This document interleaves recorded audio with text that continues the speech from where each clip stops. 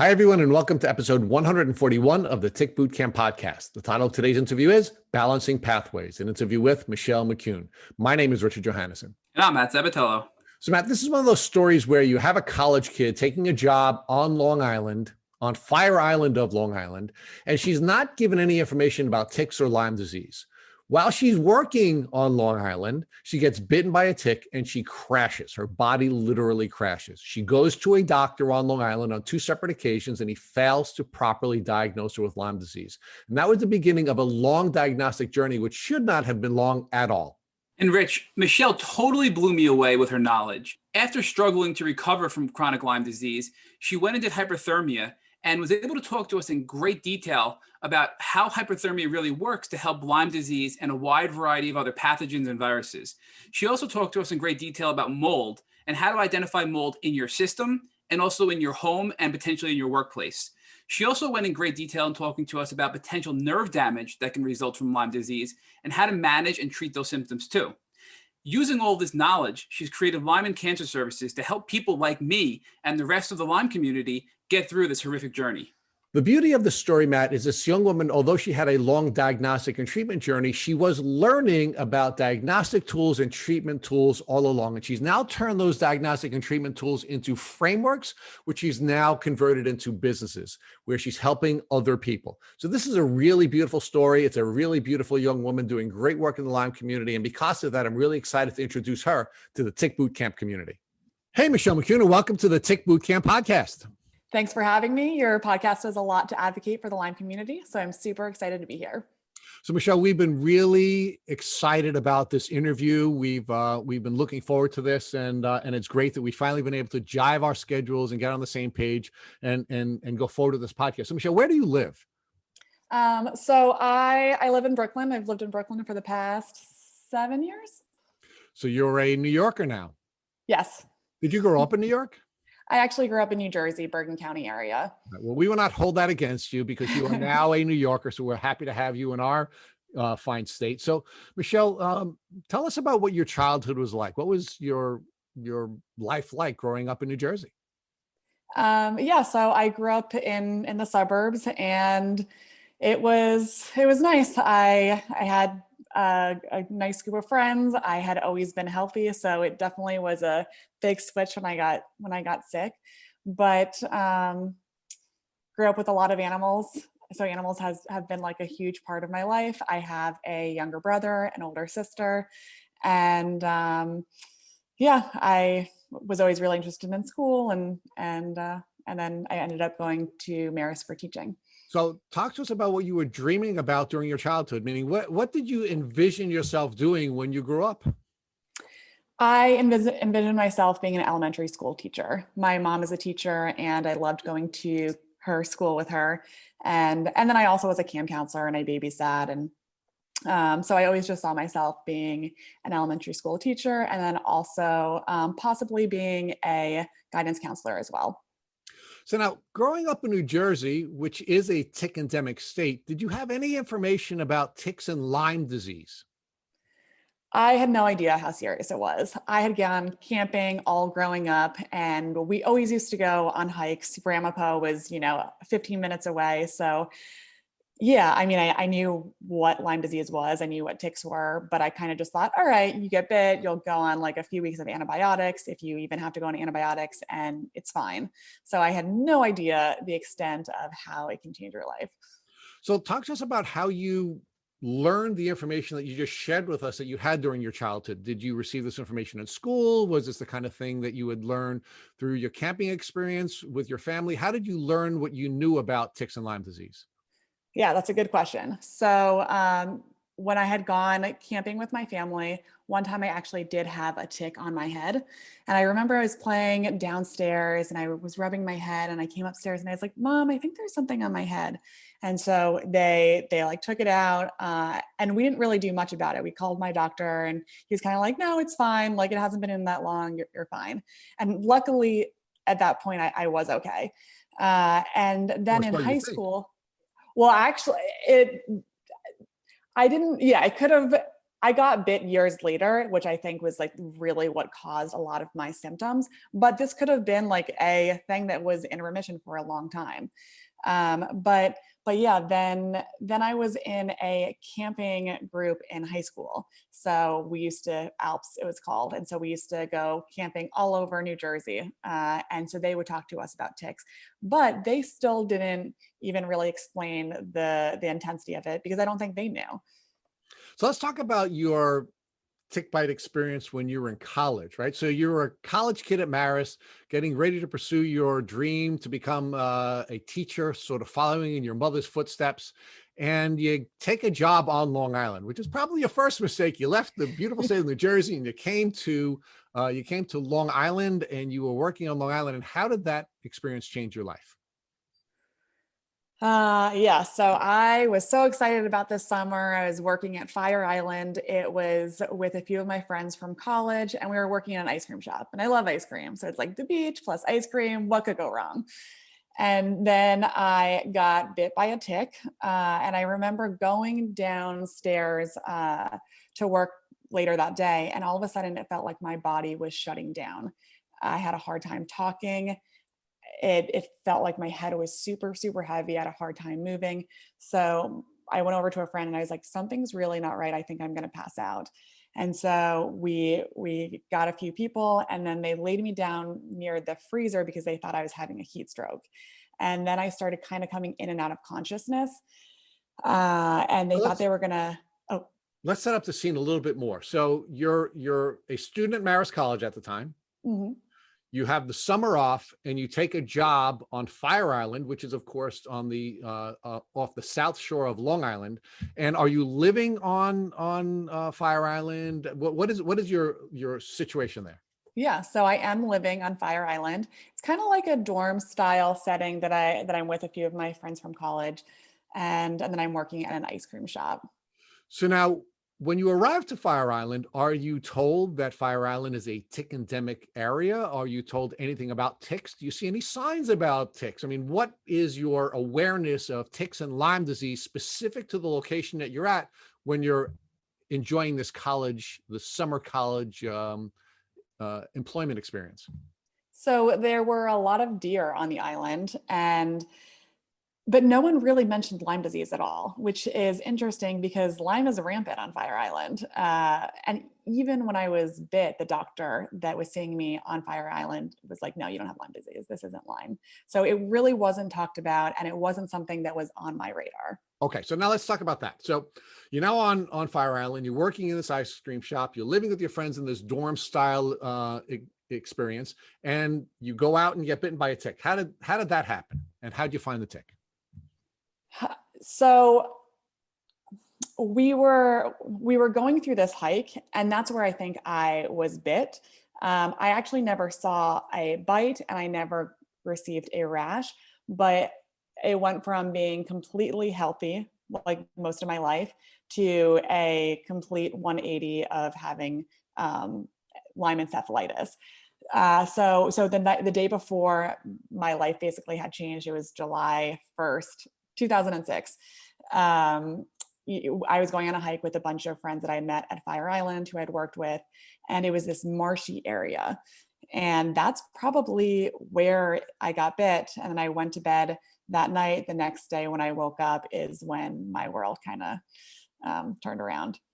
So you went from being a healthy gal working in this ice cream shop to now crashing within 24 hours. Exactly. So talk to us about the crash and what the experience was like. Give us some meat on that bone of what the crash was like. Yeah, it was really scary. I didn't know if I was going to die that day. I remember I was lying on the floor next to the freezer, and a manager came over and was like, okay, we're going to call your parents to see what they want to do. And I remember trying to talk to my parents on the phone, but my brain was not functioning. It was like hard to form words and sentences. It was just something these symptoms I didn't even know existed, and just an extreme amount of head pressure. They ended up getting me up. I didn't get helicoptered out. I went over to doctor's office at Fire Island. And he was like, I think we should take you to the ER.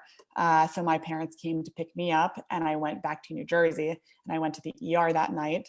And I had another episode that night, and they were like, I think you're having another heat stroke. But ever since then, when I woke up that summer, I had intense head pressure, almost as though it felt like a ton of bricks were in my head that I had to like hold my chin up. I also had heat, noise, and light intolerance, which was weird. You're going from a healthy person, and then you walk outside and you're like, why is everything affecting me so much? And then I had a hard time swallowing. It was just like these basic things that my body was used to doing to keep me alive, just wasn't able to keep going.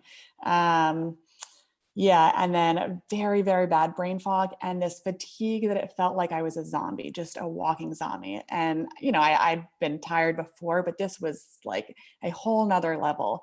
I just really didn't feel like myself, very bad vertigo and balance issues. And I really wasn't getting any answers. So it was scary. Let's talk about the experience you had with the doctor on Fire Island. And you would think a doctor on Fire Island, a tick endemic community where there are plenty of ticks, a lot of deer, and a lot of Lyme disease, would have been able to diagnose you immediately. So what was that experience like? I'm not going to ask you to give us the doctor's name, but just talk to us about the experience you had with that doctor on Fire Island. Yeah. So I remember I ended up going back to Fire Island because I was like, okay, I'm going to bounce back. Like, something happened, but my body's going to bounce back, and I'll be fine. And then I still wasn't feeling good. So I ended up going back to that doctor, and I was like, something's really not right. I don't feel good.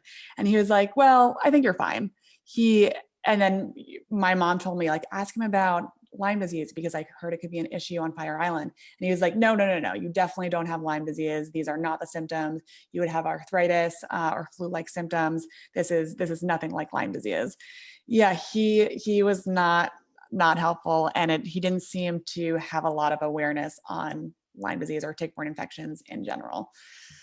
So you saw this doctor a couple of times, and you even brought up Lyme disease because your mother suspected that might be what you were suffering from.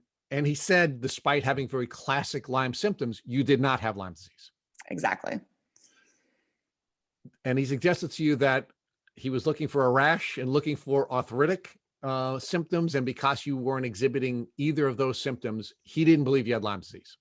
Yes. And I mean, I had full blown encephalitis in my brain. So the symptoms that I was experiencing, just even if you're not Lyme literate, it should have been a red flag. Like, this person is really sick. Something serious is going on. And like these are the type of tests that you should have. And he just kind of poo-pooed everything. He was like, yeah, no, I think you had a type of heat stroke, but you'll be fine. So now your parents come and pick you up. They take you to New Jersey so that you can go to an emergency room in New Jersey. And what was your experience like there? I had a bunch of different tests done. I had MRIs and CAT scans and a whole panel of blood work, and everything came out negative. There was no sign that anything was wrong with me. And I'm not someone that complains. And so I know the doctors don't know me, but my family, if I'm not someone that like really complains, and I, not that I was complaining, but I was really bad. I was like, I don't know if I'm going to make it tonight. Something's really, really wrong. Yeah, I feel like no one was really understanding how serious it was, but at the same time, like, no one has ever experienced this before. So it's hard to really get it. Let's capture the breadth of your diagnostic journey. So you're an 18-year-old kid, never sick in your life. You now crash. You have classic Lyme disease symptoms. You see a doctor on Fire Island who couldn't diagnose you. You now go to a hospital in New Jersey. They can't diagnose you. How long does it take you finally get diagnosed with Lyme disease? Let's see. This happened the summer after freshman year of college, and I wasn't diagnosed until the year after I graduated college. So yeah, that's like 4 years, 4.5 years. Okay. So let's talk about the 4 years between the time that you first show these severe Lyme disease symptoms and the time when you're finally diagnosed. How many doctors did you see between the genius on Fire Island and the doctor that finally diagnosed you with Lyme disease? Probably around like 40 different doctors. I lived in New Jersey, so I was right next to Manhattan. So I was going to what I thought were the best of the best for a condition that I had. And I was diagnosed with a bunch of different conditions, but never a tick-borne infection. Let's talk about the 4 years between your crash and your diagnosis. How did your symptoms develop over that 4-year window of time? Ooh, it was brutal. So I remember, that summer I'm still not feeling good. And now my second year of college is about to start. And I was like, I don't know if I'm going to be able to function at school. Do I try to go back or do I stay at home?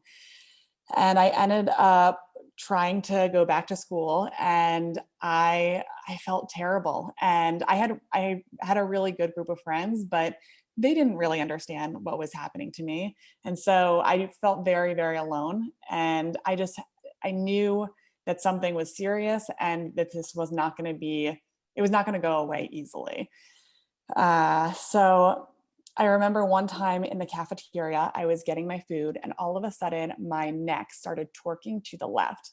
And I developed a movement disorder called cervical dystonia. And that was the worst because, I'm in college and my neck doesn't function. And so I had my hair down. I'd hold my hair to have my neck kind of function like a normal person, but I would have to do presentations, and I'd be up in class doing presentations with my neck basically twitching. And one, it's embarrassing. And two, it's just like, what's happening with my body? Like, why can't my neck function? And yeah, no one, because I looked okay, minus my neck, no one was taking it as serious as it actually was. So, And they also didn't know what to do. Like, we had seen a lot of doctors. So it was just, it was scary. so talk to us about that neck pain and how this dystonia affected you both physically, emotionally, and socially. It was on my mind all the time because if your neck doesn't function, you kind of have to position like, how am I going to sit? So my neck's not like moving like this. And so I ended up staying in a lot more and being a lot less social. Plus I just didn't feel good in general. But when I came back for Christmas break, that's when my family was like, okay, I don't think you can go back to school for your second semester. And that's when doctors were like, oh yeah, her neck really isn't doing good. Like, something is going on. Like, maybe there is a neurological issue. And that's when I went to a movement disorder doctor, and he said, yeah, you probably had a virus and it created damage to your 7th and 8th cranial nerves. The damage is done, but you have something called cervical dystonia. And this may be a condition that you may be left with for the rest of your life. I started getting botulinum injections every 3 months, which helped. But the thing is, like, cervical dystonia, people don't get it when they're 18 years old. People usually get it when they're in like their 40s or 50s. So that should have been a huge red flag. Like, why is this 18-year-old having cervical dystonia when she was completely healthy her entire life? Yeah. Now, these symptoms were preventing you from now pursuing your dream of becoming a teacher because you couldn't go to school. And it was also interfering with you socially because your friends didn't understand what was going on with you. And let's talk about that a little bit. How were your friends reacting to you? Were they questioning whether you were really sick? Did they think you were being dramatic? What types of challenges were you facing? Were they just, sort of sick of you being sick and not being able to uphold your, part of the social contract where you had to be the fun friend that you had been before? So I was really fortunate to have very supportive friends that just always wanted to help and support me. Even for like the age group that I was at, it's hard for people to like fully grasp that. And I was really lucky that I had supportive friends. My family, I felt like, really didn't understand it. And yes, they were bringing me to different doctor appointments, but my dad's pretty intense. He's in the Air Force. And so I think in his mind, he was like, okay, she's supposed to go to college. Like, this isn't part of the plan. And so that kind of pressure affected me. And how did the pressure of your dad's vision for your life plan impact your healing? I remember not knowing if I should stay back this semester and focus on my health, or go back to school because it might derail my future. And what I kind of needed to hear was, this is your health. Like, we should just focus on your health. And that's not really what I was hearing from him. Uh, he just didn't really get it at the time. But yeah, it was really scary. I felt very alone, and I felt like I was disappointing him. Well, now we recognize that stress is a really important issue to manage when you're going on a healing journey, right? And so you're not feeling well, and you have the stress of not feeling well. Your dreams are being interfered with because you can't go back to school. You're disappointing your dad. Talk about how that cycle of stress was impacting the developing symptoms that you were suffering with Lyme disease. Stress plus Lyme equals a bad combination. So yeah, any little stress would cause my symptoms to flare up, and I'm someone who does put a lot of stress on myself. I usually have a plan, and I try to do everything to move forward with that plan. So part of the stress was myself doing that, but yeah, it's just a combination of, yeah, loneliness, stress, and then being in so much pain and not having answers. At that time, my physicians were saying, okay, you had a virus, you're dealing with a lot of vertigo. They actually noticed 70% nerve damage as well, and a cervical dystonia. So at that point, I was like, okay, my plan is I'm going to get botulinum injections every 3 months to help my neck. I'm going to do this. I was doing vestibular rehabilitation. So I'd go a few times a week. I'm going to do that. And then by the time the next semester of school starts, I'm going to be feeling a lot better to go back to school. So I was trying to have that plan in my head to just keep my sanity, but I really wasn't moving forward that much, which was scary. So talk to us about what the vestibular therapy was like. What was that experience like? Ooh, it was brutal, because the vestibular exercises that they had me doing was moving my neck from different areas, and my neck wasn't really functioning. The movement doctor that I was going to was still figuring out, it's an art, the right dosage for my neck. So I'm doing these exercises because I have 24/7 vertigo and imbalance issues and ear pain, but it's making my neck worse as I'm doing it, and it's just a disaster. What other symptoms were developing while you were going through this portion of your diagnostic journey? What else, again, during that 4-year window, were you experiencing, and what other doctors did you visit with? Yeah, so I would say ear pain was one of the worst symptoms. It almost felt like a golf ball was in my ear and trying to get out. It was excruciatingly painful. Even like hugging someone, I had to be careful. Putting on like a shirt, I had to be careful not to touch my ear.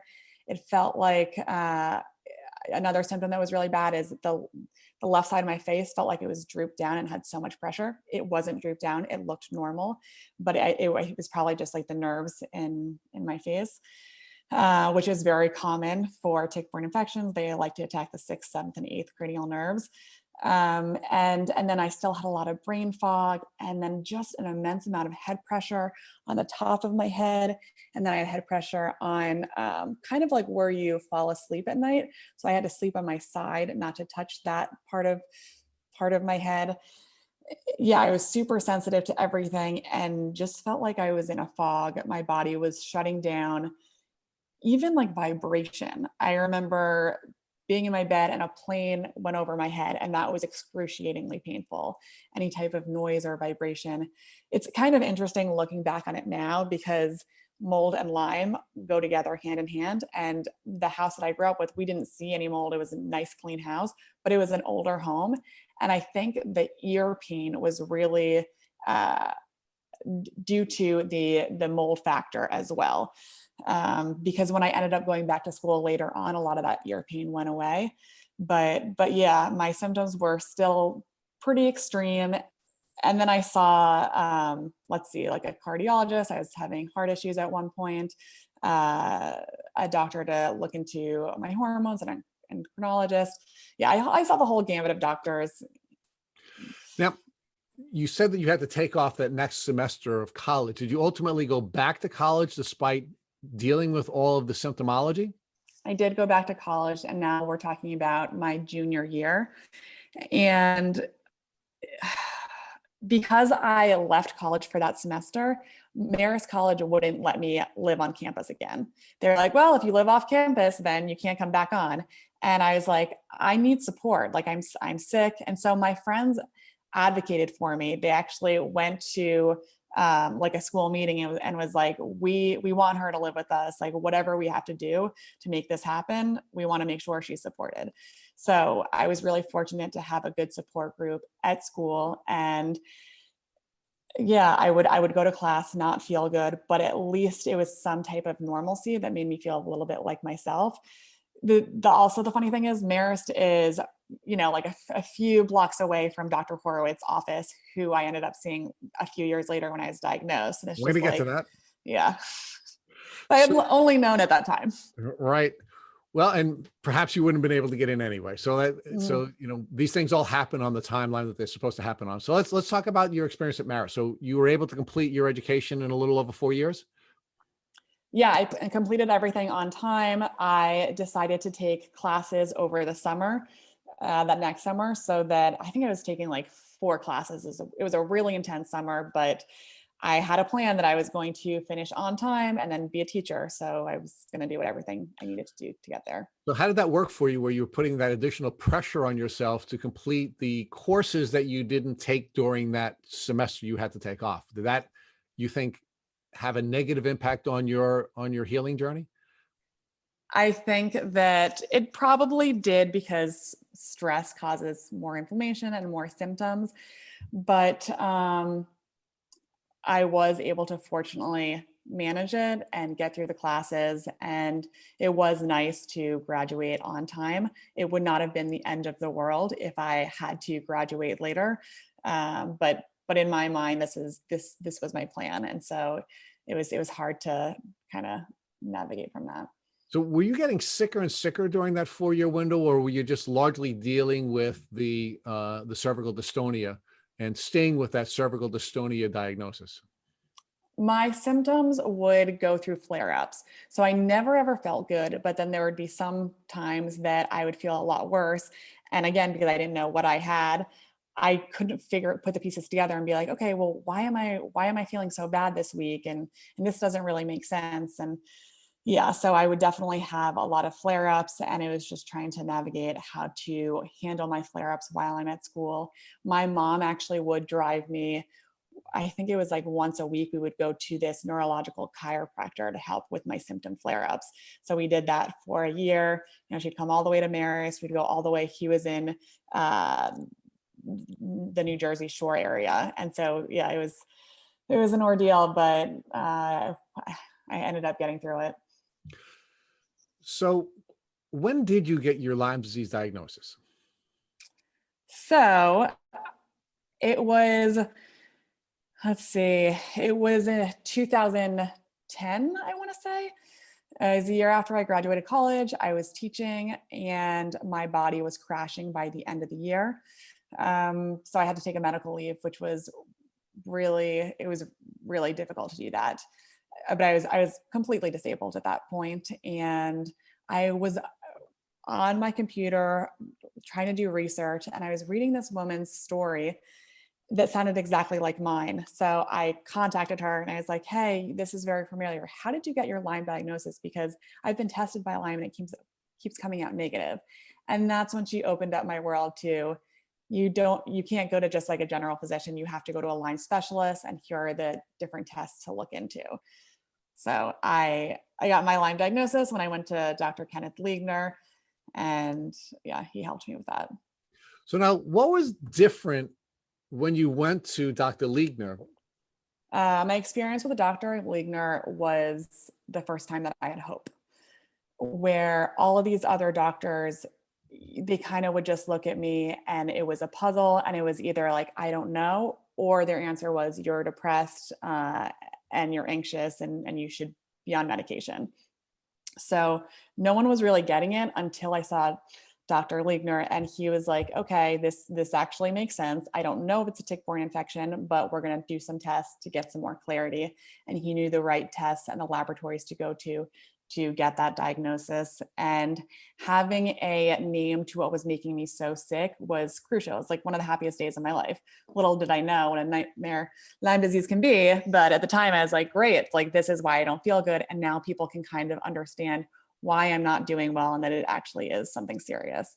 But Lyme had been a part of this diagnostic journey from the very beginning. Your mom had thought perhaps you had Lyme disease when you went to the very first doctor.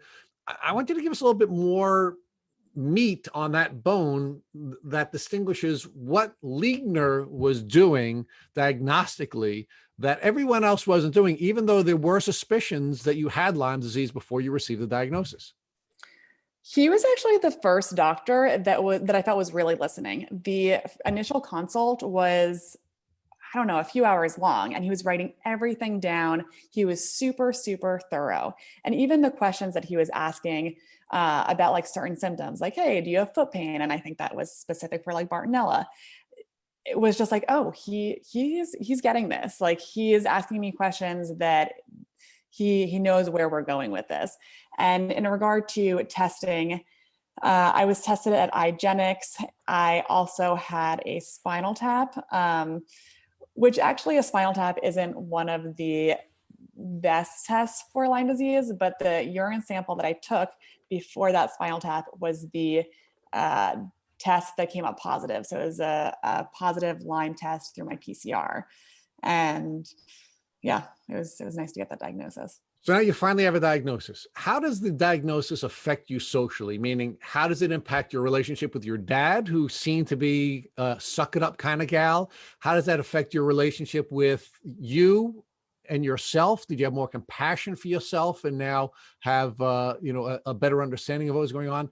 And how did that make you feel about having to take the time off from now your dream profession? I mean, you achieved your dream. So go through those three different elements for us. So it was good. It was really helpful that I had a diagnosis, and my friends were totally on board with doing what they needed to do to help me with treatment. My family was happy that I had a diagnosis. I don't think everyone in my family still fully understood how serious this was.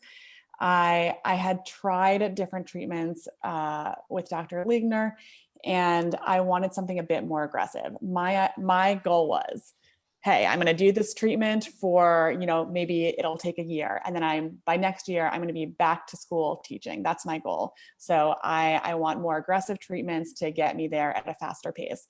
So I looked into a different physician, and I ended up seeing Dr. Horowitz.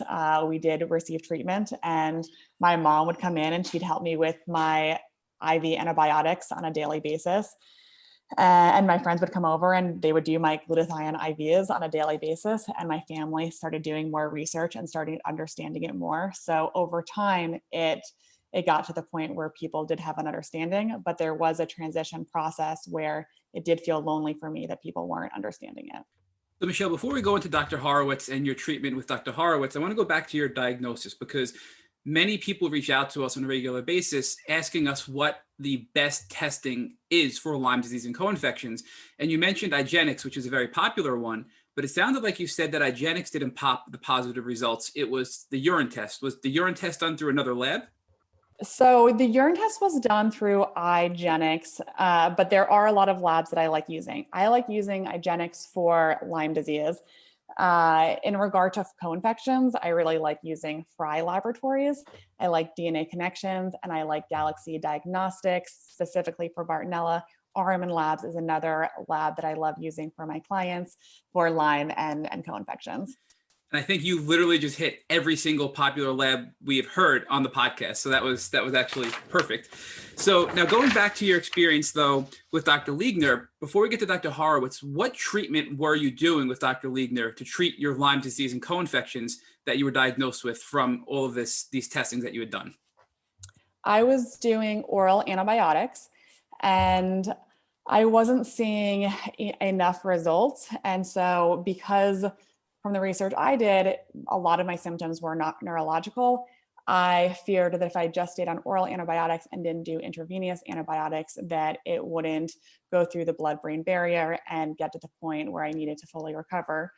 I also wanted to do a little bit more of a whole body approach, so more supplements, probiotics, and when I did more research, it felt like Dr. Horowitz was open to IV antibiotics, but then also was going to help with the supplemental portion as well.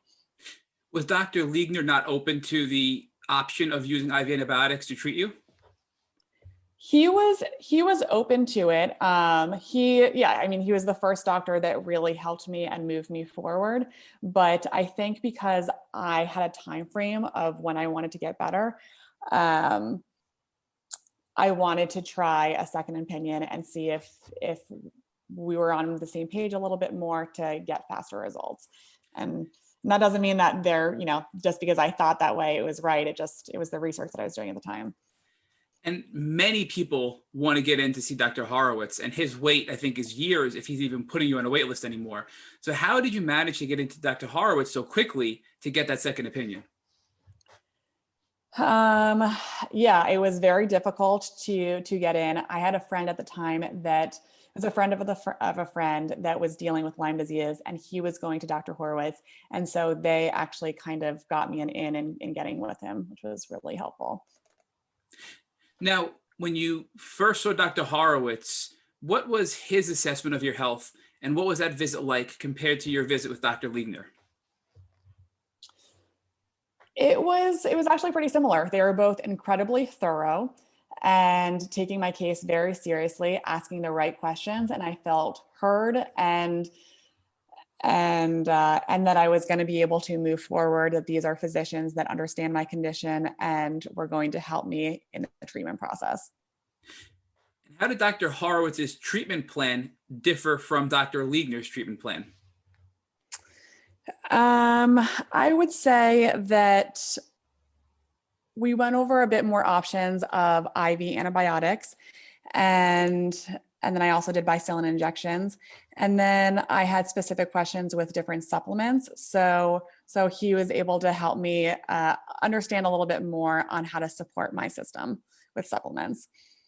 So can you talk to us more about what a bicillin injection is for our listeners, please? So bicillin injection, it's basically an antibiotic, and it is a shot, and you shoot it on your butt, and it's incredibly painful. So yeah, I'd have to get these bicillin injections. I want to say it was like twice a week, and I would have like hard spots on my butt because it was just bruises. But it was a more absorbable way of getting in antibiotics. And so before trying IV antibiotics, I thought, okay, first I'll do oral, then I'll do these injections. And if that doesn't work, then I'll go to IV. So you pivoted from oral to these injections with Dr. Horowitz. And how did your health change, if at all, from the oral antibiotics to these injections? It didn't really. I didn't really see results. So then it sounds like the next step was Dr. Horowitz realized this wasn't helping you and then put you on the IV antibiotics. Yes. So I went on IV antibiotics, some oral antibiotics, and then I was still detoxing with glutathione and vitamin C and Myers cocktail.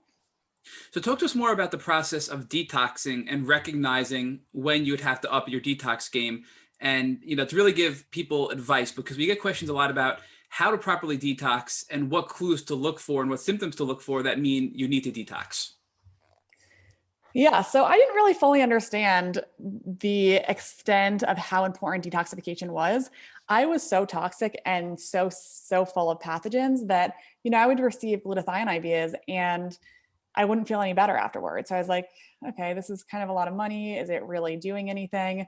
Same with like Myers cocktail, and I had tried saunas and wasn't noticing any results. But later on, when I lowered my pathogenic load, when I tried detoxing, I actually noticed the benefits, and I realized, wow, there's actually really something to detoxification, and it's incredibly crucial in the recovery process.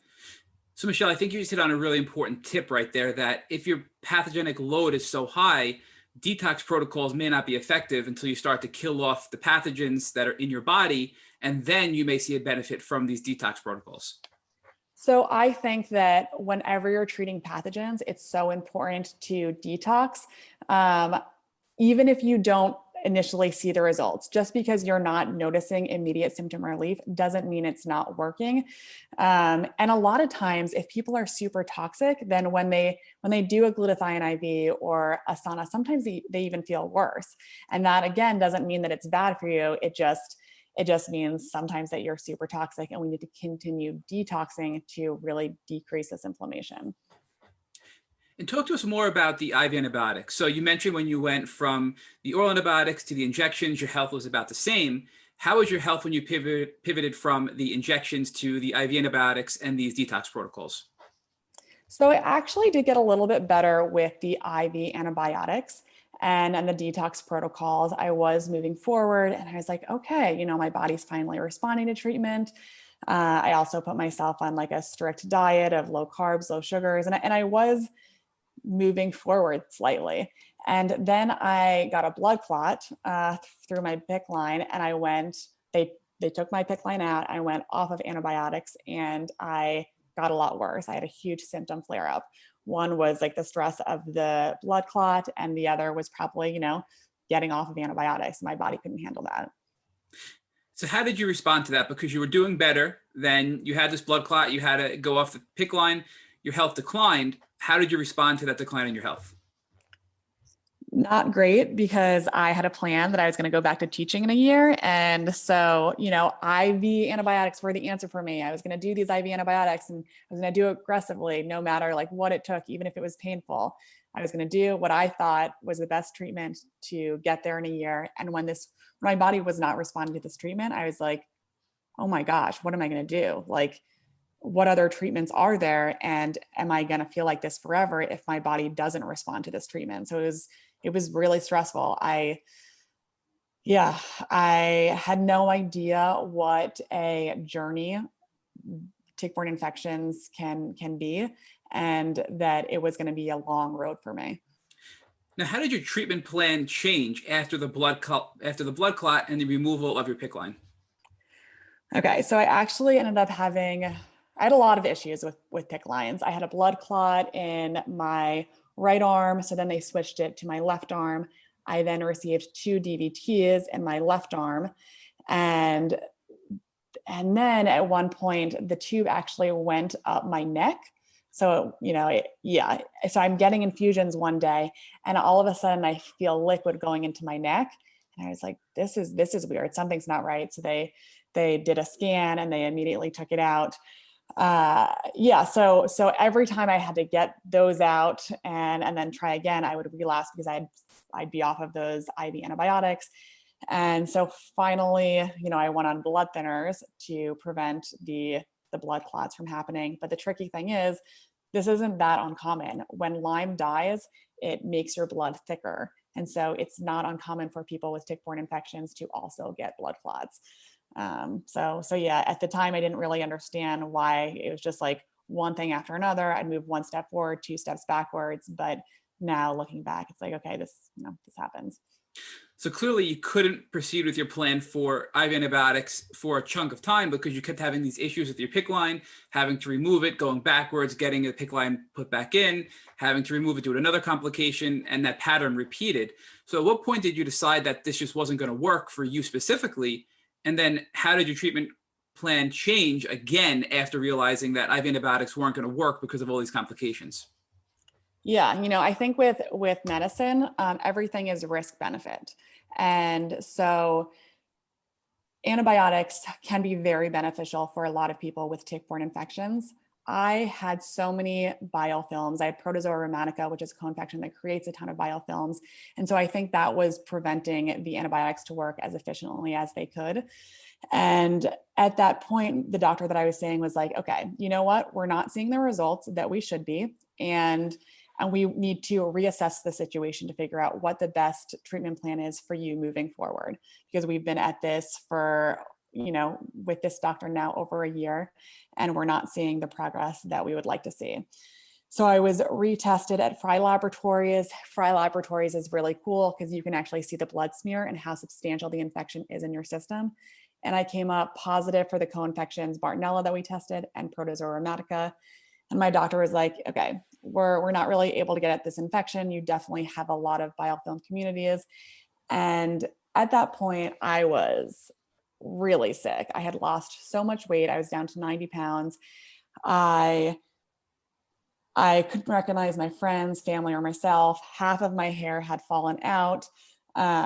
Severe vertigo, severe head pressure, anxiety, derealization, depersonalization, which was the absolute worst. Very bad depression that I had never experienced before. Yeah, it was kind of a crisis period, and so that's when it was recommended to look into hyperthermia treatment. So Michelle, before we go there, you mentioned that you were pretty much feeling worse than you were in the beginning because one step forward, two steps backwards over and over and over again. And then you just mentioned a really important term, this depersonalization and derealization, which we hear a lot in the Lyme world, but not many people really understand what that's like and what that feels like for somebody with Lyme. So can you explain that to the best of your abilities, what it's like to have this depersonalization? Yeah, so in regard to derealization, depersonalization, it often can come from the co-infection Bartonella or if you're exposed to mold. So those are like, if you have that symptom, that's kind of like a red flag for either possibly Bartonella or mold, but basically brain inflammation. And for the depersonalization, it's probably the most uncomfortable symptom. I would rather be in pain than have this depersonalization because it didn't make me feel like myself. I remember looking at my hands. You look at your hands, this is probably a weird analogy, but you look at your hands and you recognize it, that's a part of your body. But I would look at my hands, I would look at myself in the mirror, and there was no connection. That like, it was just a complete disconnect of who I was as a person. So that was really frustrating. And then this derealization, it was like I was watching my life in a video, and it almost created a sense of like, I am someone who I'm pretty persistent, and when I have goals, I want to do everything to achieve it. But it almost made things feel unreal, that nothing really mattered. And because that's not part of my personality, I'd still try to keep going. But it was just this inner derealization, depersonalization that really affected me neurologically, and feeling like this was worth continuing. My life was worth continuing. It just really makes you not feel like yourself. It's a really messed up feeling. Yeah. So now you have all these additional symptoms plus the worsening of your existing symptoms, and you start to look at hyperthermia. So when you start to look at hyperthermia, what are your next steps to actually follow through and have the hyperthermia treatment? So there was not a lot of information on hyperthermia at the time, and I thought it sounded pretty scary. You know, heating your body up above 105 degrees. That, I don't know, I wasn't about to do that. And so I met with my family. I remember my uncle John came to the doctor's appointment with me and my mom, and so we all did a lot of research. My brother came back. He met with me, and then he did a ton of research. We reached out to a few people that had gone before, and after talking to the physicians over at the hospital that I went to, with all the information that we had, we felt like, okay, this is probably my body's best chance of getting better. But this hyperthermia hospital was in Germany, and I was like, okay, how am I going to get there? I have 70% nerve damage to my left inner ear. Some of the doctors are recommending that I won't be able to fly over there. And so they actually suggested, well, you do need to get over there because this is your best shot of getting your life back. And so we looked into getting a boat over there. And this was in the middle of the winter where there's not really boats going there. And so it was a disaster. So then my dad was like, all right, let's rent it was like a little jet. And so we went up very slowly on this jet to see how my ears could handle the pressure. And it was painful, but I was able to do it. And then we slowly went down. And this was just like, we rented it for like an hour to see how I would do. And I did okay. So then we were like, okay, let's buy a plane ticket and see if I'm able to make it over there. Now, these consults with your doctors about hyperthermia, was this still Dr. Horowitz you were consulting about going over to Germany for hyperthermia? Yes. So, yeah, Dr. Horowitz had been incredibly helpful in trying to figure out different ways to move me forward. And so he didn't really know a lot about hyperthermia treatment, but he had recommended people to contact if I wanted to find out more information about it. And so I did make those connections with those people. And from there, I made the decision, okay, this is what I want to pursue. So now talk to us what it was like going to Germany and going to Clinic St. George to get this hyperthermia treatment. Well, I mean, I had 24/7 anxiety and I wasn't sleeping at that point. I didn't feel like myself. I was another person. So I was one nervous about, okay, I feel like I'm going crazy. And I thought I was going crazy and I didn't understand that it was just so much inflammation in my brain. So it's like, how am I going to try to act normal in an inpatient hospital for like 2 to 3 weeks when I have like 24/7 anxiety and I'm a mess. So I was really nervous about that, but fortunately the experience went well and there's a lot of other people there with Lyme disease, so they get how serious it is. And it was really nice to be at a place where it's like, okay, this is my time right now to focus on getting better, and you're getting 24/7 care, and people are acknowledging that, yeah, we get that you really don't feel good and we're going to try to help get your life back. So although it seems like a really scary process to fly over there, be in a foreign country with people you don't know, it was actually the opposite because they understood what it was like to have chronic Lyme disease and tick-borne diseases, and they made you feel comfortable while you were there. Yeah, I mean, I actually still keep in contact with the people that I met with Lyme disease that were going through treatment the same time I was. And my mom came with me too, which was really nice.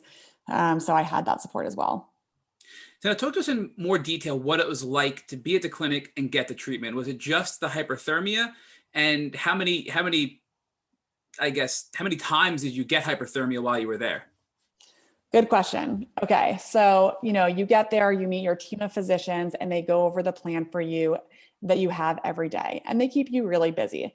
So, before you have your hyperthermia treatment, they want to detox you. The less toxic you are, the better you tolerate treatments because so many pathogens die that create more toxins. So, for the first 4 to 5 days, you're doing a lot of detoxification, which includes IVs of vitamin C, IVs of glutathione, Myers cocktails, ozone infusions, colonics, enemas, ionic foot baths. And yeah, they're really doing everything they can to support your system. They also have the option of giving you IV antibiotics as well. And then around the 5th day, you receive your first hyperthermia treatment. The goal is to get above 105 degrees. I actually got up to 107.5. You really can't go much higher than that, but that is a temperature that is safe for your body. And I remember before I went in, I looked at the doctor and I was like, I'm really sick. Like I'm not doing well. Please get me as high as my body will let me go. I need to get my life back. Um, and so it's about a 4 to 5 hour procedure. You're sedated, you're in a twilight sleep, so you don't remember anything. And they also infuse IV antibiotics at that point. When your body's heated up, the IV antibiotics are able to penetrate the spirochete a lot more efficiently. So using that combined approach was very helpful. And the other benefit of hyperthermia treatment is not only does it get high enough to kill a lot of these pathogens, but it also breaks down these biofilms, which was the huge issue I had with antibiotics and why they didn't work for me. And hyperthermia boosts your immune system. So it's getting at it at a 3-part approach. But when I woke up later that day, I was exhausted. It felt like I had just run a marathon. I slept the rest of the night, and I had a Herxheimer reaction. I had vertigo, I had flu-like symptoms, but that is why it's nice that you're at a hospital that's detoxing you so your body can get these toxins out of you as fast as possible. So yeah, I had like about 5 more days of intense detoxification. And then I was supposed to get my second hyperthermia, but still had a fever. So I was still having this Herxheimer reaction. And so they held my treatment off an additional day. The next day I was ready to get my second hyperthermia. Usually the second time you're able to go a little bit higher than the first time. And so they got me a little bit higher, and I had a few more days of detoxing before I went home. But I thought I was going to come home feeling great. I was like, the people that I had spoken to before I went for treatment were like, yeah, I came back and I felt 70% better. So I was like, I need this. Like right now I'm in my early 20s. My brain is not functioning at all. I can't recognize my friends or family. I'm in a complete another world. And if this treatment doesn't work, then I don't know what I'm going to do. And so I came back and I only felt a little bit better, which was really scary initially. So Michelle, before we go into that detail, I'm taking notes because you're giving us such great information. A lot of people struggle with the things that hyperthermia allowed you to overcome. And it seems like the first thing is that when your body gets heated to that high of a temperature, most of the Lyme bacteria can't survive and it'll die at that temperature.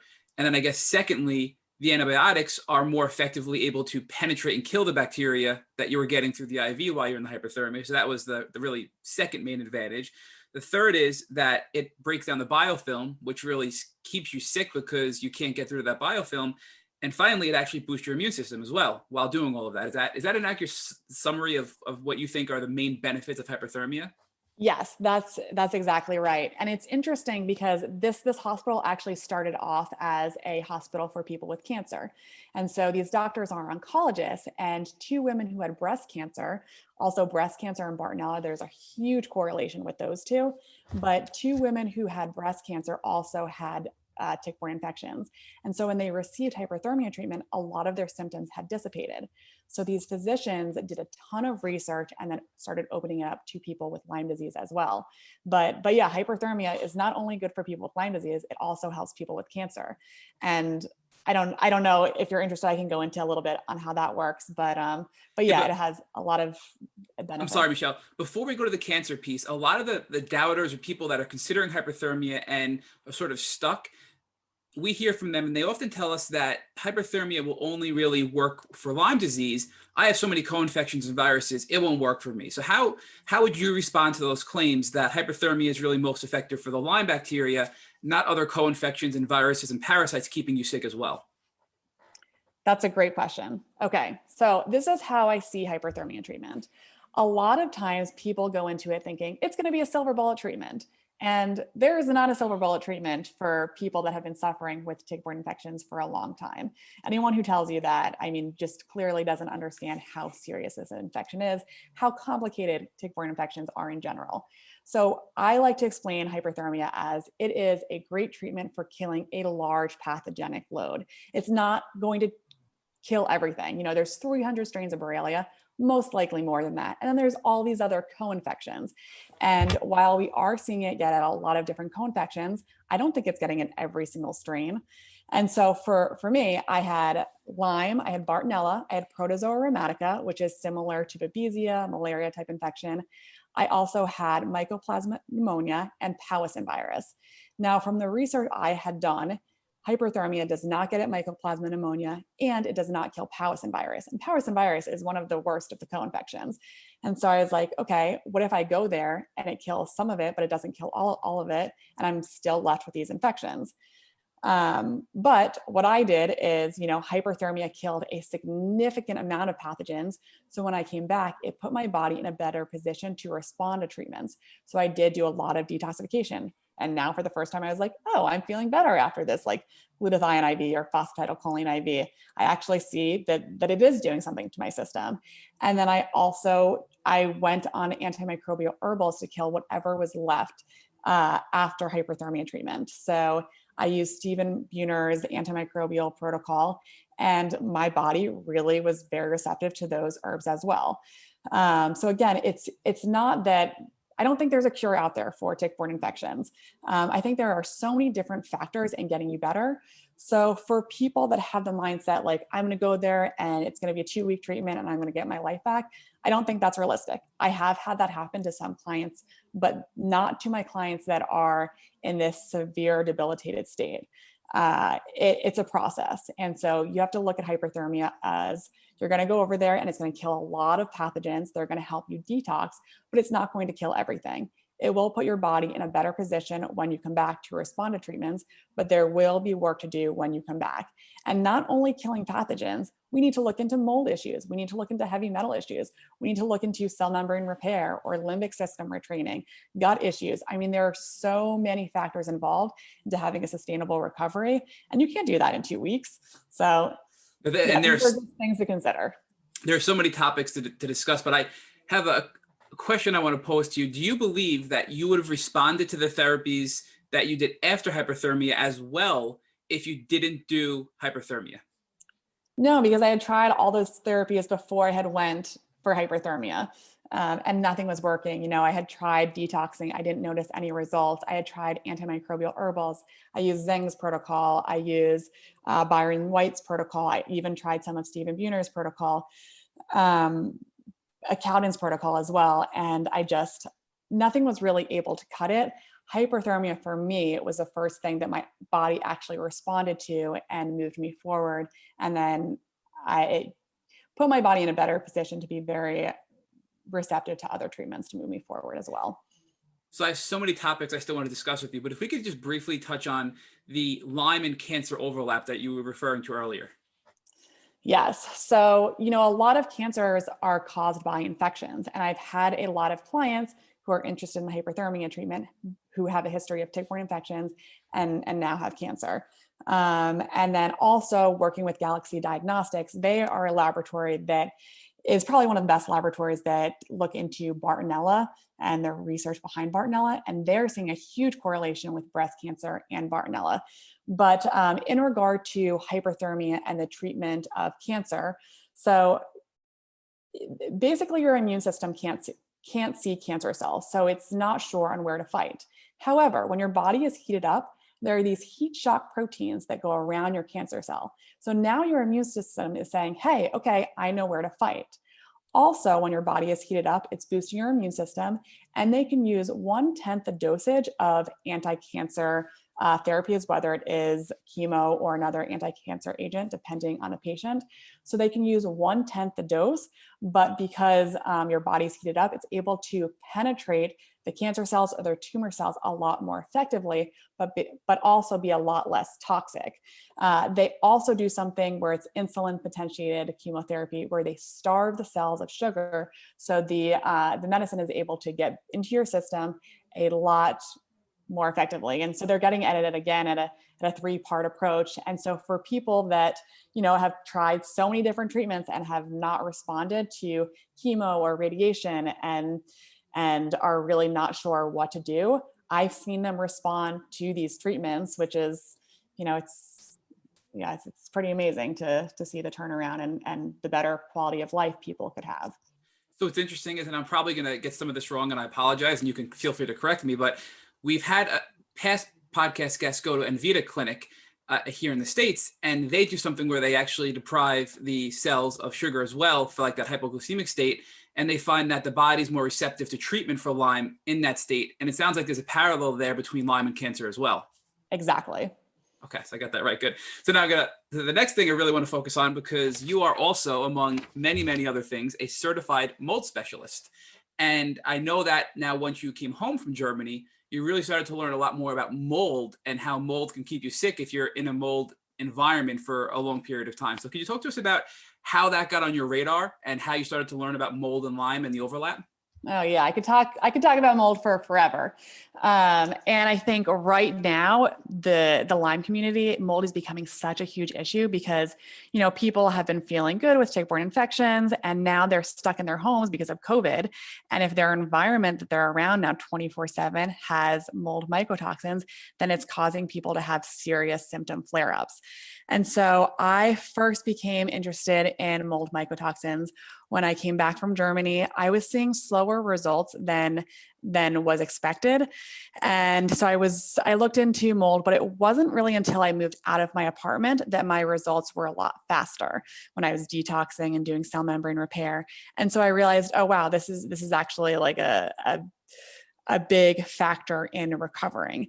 And so I did more research on mold and treatment. I took different binders to help get rid of the specific mold mycotoxins that I had. And then I also did something called the Patricia Kane protocol, which is 4 different IVs: phosphatidylcholine, phenylbutyrate, leucovorin, and glutathione. And phosphatidylcholine is a fat. So it goes in, it helps mold mycotoxins like to attach to fats. And then it not only detoxes you, but it helps repair cell membrane damage, which is crucial when you're dealing with chronic illness that affect your body on a cellular level. So I looked into those treatments, and then my doctor, Dr. Cheryl Leventhal, was a huge help in really making sure that, you know, my environment is safe. I'm getting a good air filter. I'm testing my home for mold, and that my levels are going down with the treatment that I'm getting. But I've never really had any setbacks after coming back from Germany. I've had some serious things happen to me, like I've been in a car accident and different things. And so I'll have flare-ups, but they don't last that long. But when I am exposed to mold, that's like my kryptonite. And I think that's the way for a lot of people with tick-borne infections. So to touch a little bit more on that, this past spring, I had a very serious exposure to mold, and it caused a flare-up that I've never experienced. And it wasn't just the usual bouncing back. This really affected my system. And so that's when I decided to become a mold certified practitioner. And I took Jill Krista's course. I also took Dr. Gupta's course. And then I also took Yes, We Inspect. They have a course as well to learn how to like help your clients in inspecting homes. And so I took that course as well. And so really the past, like, I don't know, since last spring, I have done like a deep dive into everything I can possibly understand about mold mycotoxins and how big of an effect it can have on my clients, because so many clients have had symptom flare-ups due to being inside of COVID, and it's becoming a huge issue. All right, so I have a few specific mold-related questions before handing it back to Rich to see how you're feeling today. And many, many people, this is probably one of the top questions we get. I know mold is common in the Lyme community, but I don't know where to begin. So the specific question is, if somebody out there listening to this podcast thinks they might be suffering from mold illness in connection to Lyme, what lab work can they get to either prove or disprove that they are being impacted by mold in their health? That is a great question. Okay, so there's a few things that I would have them do. For my clients that come in, because a lot of these tests are expensive, I have them do a mold questionnaire. Dr. Jill Krista has a mold questionnaire similar to like Burrascano's Lyme disease questionnaire. I have them fill that out. I also have them do a VCS test, which is on Dr. Shoemaker's website. Dr. Shoemaker is big in the Lyme and the mold community and has kind of been the pioneer to connect both worlds.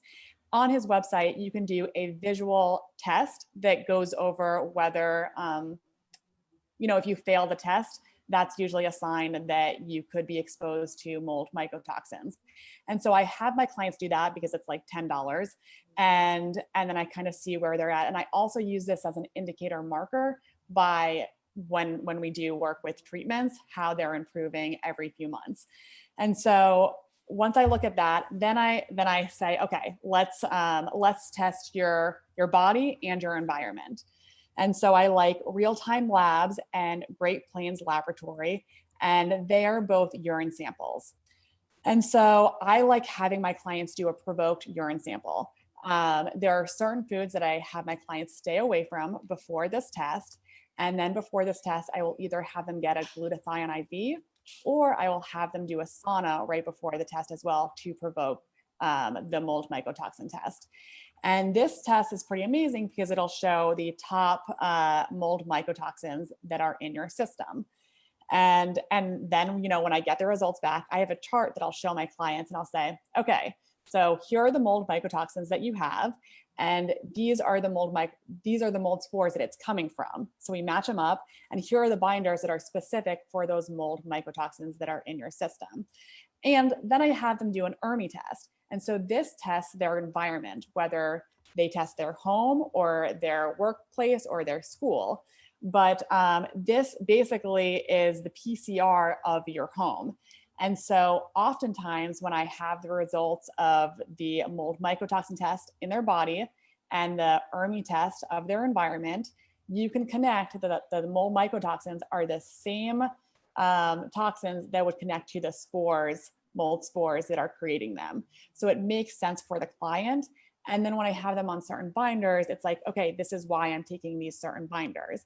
But I mean, there's so many more details, like with testing. If someone is super toxic, a lot of times the results for mold mycotoxins can come up low.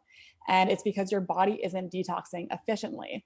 So you also need to be aware of, all right, like how accurate are these results? Because sometimes with treatment and as their body detoxes, you can see when they get tested again, what the actual levels would be.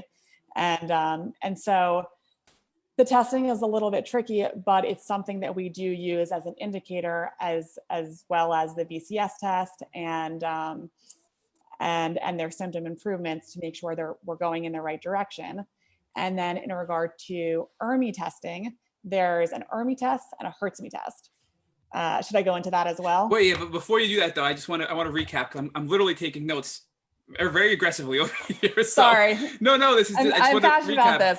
No, this is more than we've ever gotten about mold, and I want to make sure we break this down because this is so important for people's healing journey.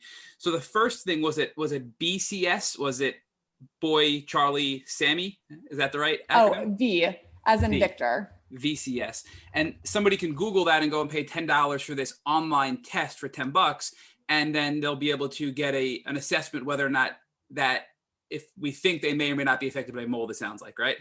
Yes. And again, like I have had clients that are exposed to mold mycotoxins and it's come up negative. So, not all of these tests are 100% guaranteed, but they are good tools to use in helping in trying to figure out what exactly is going on and then how they're improving. That's the first screening test. And then even if it's negative and you think you still suspect mold, the second thing would be to do some lab work, either through real-time labs or Great Plains labs. And they're both urine tests that can come back. And you like to provoke the mold by detoxing and getting the mold really activated in your system so you can test positive for it more accurately with those labs, it sounds like. Exactly. Okay. So yeah, those are some ways of testing. Dr. Shoemaker also tests for CIRS, so chronic inflammatory response syndrome, which comes out after Lyme disease and mold. And so there is blood work that you can get. Oftentimes it's not always covered by insurance, but they're also really good indicators on when you're doing treatment with your patients or your clients. You can figure out like what levels you're dealing with and the inflammatory markers from the mold that are causing this and making sure you're moving in the right direction. So Michelle, are you saying that this mold exposure can actually cause CIRS, which is a very common thing with Lyme, this chronic inflammatory response syndrome? 100%. Okay, so that's another really important connection there, that if people have chronic inflammatory response syndrome or are suffering from chronic inflammation, they should really look at mold and consider these steps you're providing us with and these screening methods. So we have one, the VCS test, which is online, very simple, $10. Number two, some of these labs that you can send away in provoking the mold to come out. And then number three, you refer to it as the ERNI test, which is testing your home and workplace, yet your actual physical space, to identify the mold spores and connect them back with your lab work, right? So am I saying it right? How do you spell that ERNI? Just so people can research that if they'd like to. Yeah, ERMI, E-R-M-I. And so the ERMI tests the top 35 mold mycotoxins.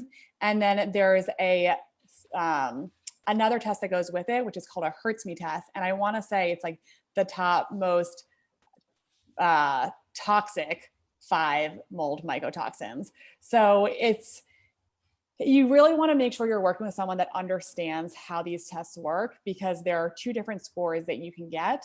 and really making sure you understand the more toxic mold mycotoxins and their levels is an indicator on how bad that environment really is.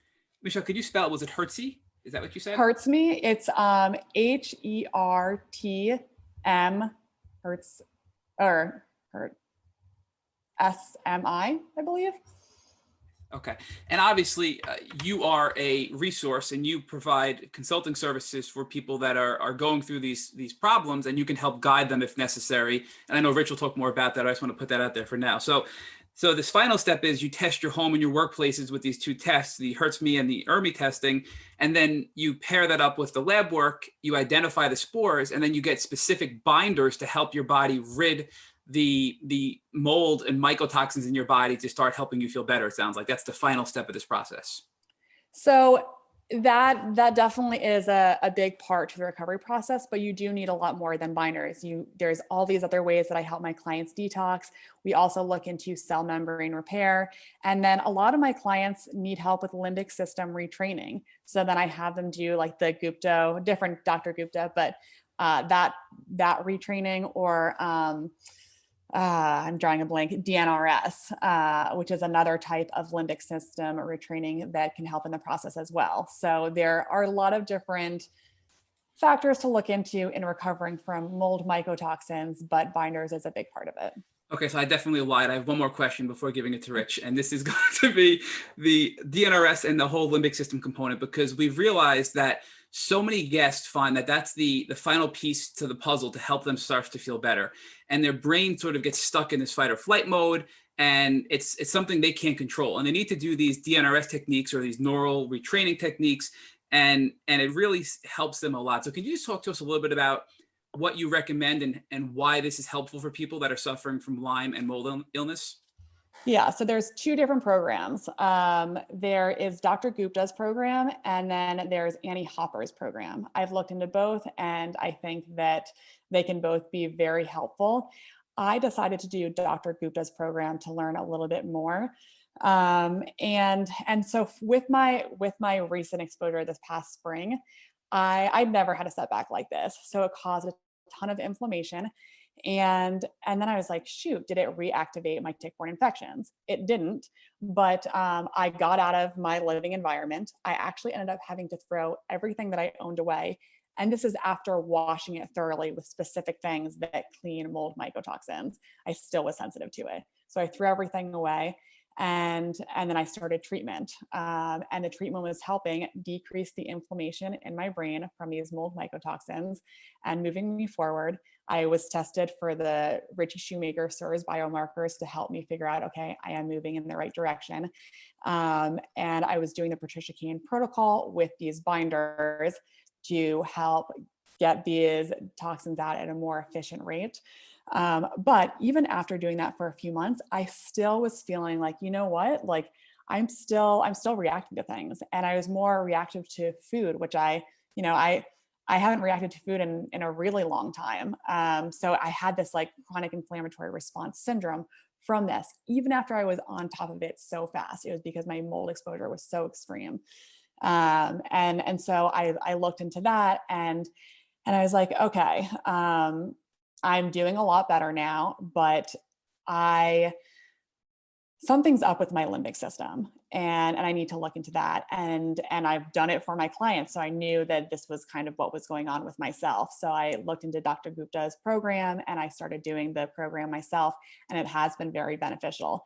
But it's definitely, this process is something that you have to be very persistent and consistent with to see results.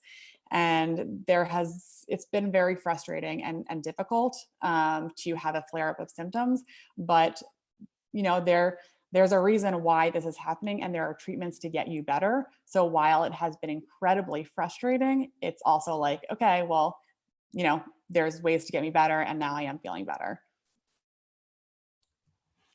So, Michelle, you were supposed to be a teacher following in your mother's footsteps. How did this journey that you've had with your health change that professional dream that you had? It significantly changed it. So I came back from Germany from hyperthermia treatment, And I started doing a ton of research on diet and detoxification and then I started really getting big into the functional world.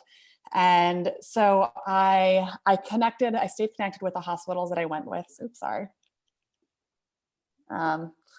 And so I stayed connected with the hospitals that I had gone to for hyperthermia treatment, and I started writing blogs about it. And so people had contacted me and said, I'm very interested in the hyperthermia treatment. What was your experience? Can you help us with any information? From there, I decided to create Lyme Cancer Services, which is a company that helps schedule people who are interested in hyperthermia treatment. We work as a liaison between the patients all around the world and then the doctors at these hospitals.